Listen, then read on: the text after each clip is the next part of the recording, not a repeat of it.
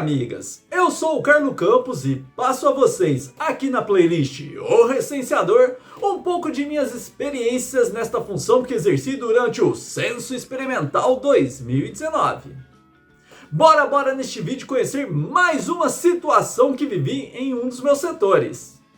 Enquanto seguia em uma das minhas faces do primeiro setor que peguei, vi ao longe um senhor em uma laje, parecendo descansar, debruçado sobre uma mureta, mas atento, curioso aos meus movimentos. De casa em casa ficava de olho para ver se ele ainda permanecia ali, afinal era sinal que havia alguém na residência para entrevistar, que era tudo o que eu precisava. Era evidente que o senhor estava curioso, tentando entender o que eu fazia indo de casa em casa. Enfim, chegou o momento de ir até a sua residência. Em frente à sua casa, olhei para o alto, cumprimentei e relatei que era um recenseador e que precisava que ele, como morador da residência, respondesse o questionário do censo para mim.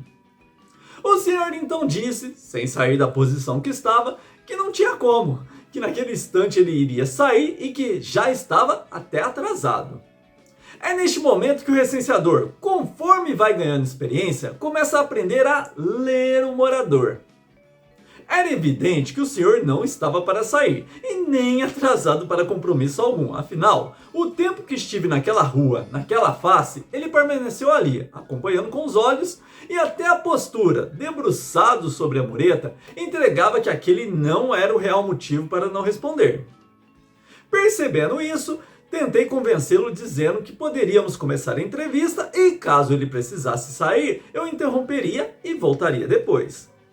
Ele olhou para mim, ainda na mesma postura, e disse com um sorriso tímido, meio sem graça, que achava melhor que não.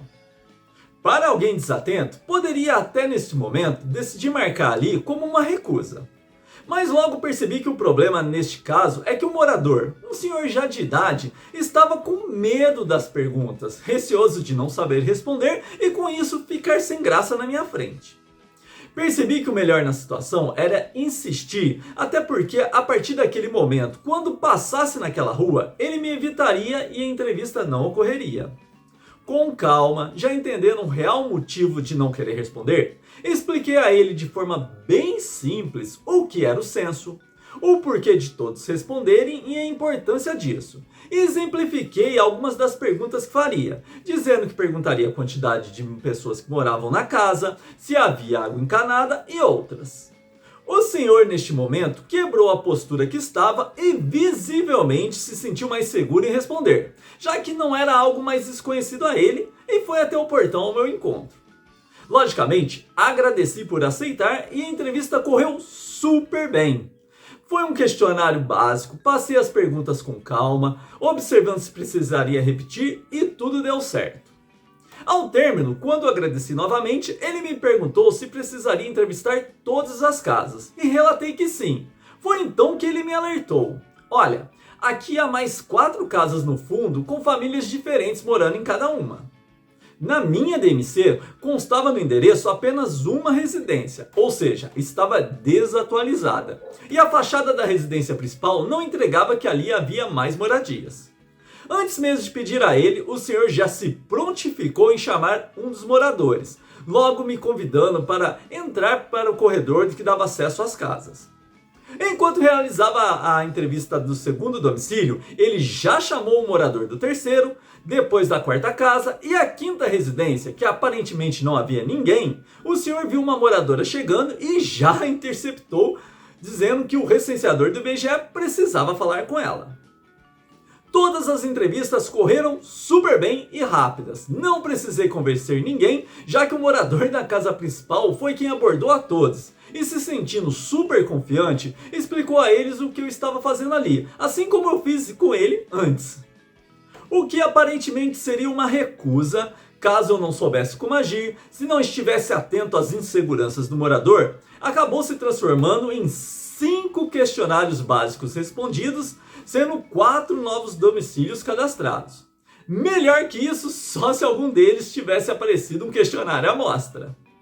Já comentei com vocês em outros vídeos, principalmente no que eu abordei recusas, a importância de estar atento ao morador quando o mesmo simplesmente não quer responder por receio de não saber as respostas. Nesta hora entra o nosso trabalho de convencimento, explicando e educando sobre o censo demográfico. Nem todas as situações inusitadas precisam ser ruins, não é? Esse caso foi um ótimo exemplo de que com paciência, atenção e conhecimento somos capazes de quebrar certas barreiras para concluir o nosso trabalho.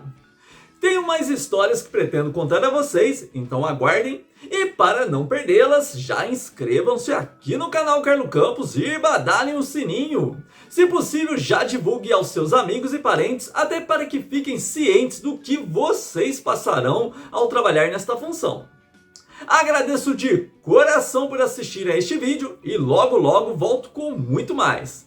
Grande abraço a todos, se cuidem e fui!